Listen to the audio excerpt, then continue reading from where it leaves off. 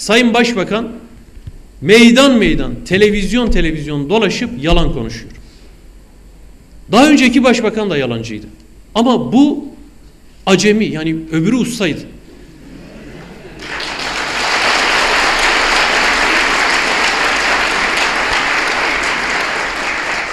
Öbürü bu işi beceriyordu, Allah var. Bu yalan konuşunca yüzüne yansıyor, gözünü kaçırıyor. Belli yalan söylüyor. Bilmiyor işi. Ya bilmiyorsan yalan söyleme. Eğer bu da usta olursa vay geldi bu ülkenin başına.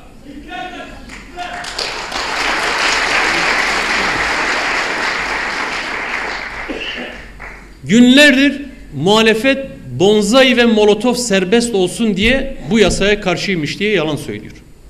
Bakın, madem bu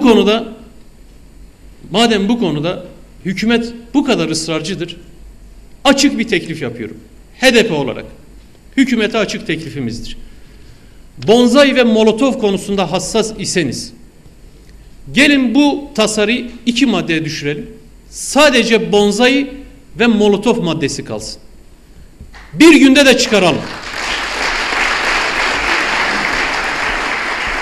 Bir günde de çıkaralım. Hemen bugün.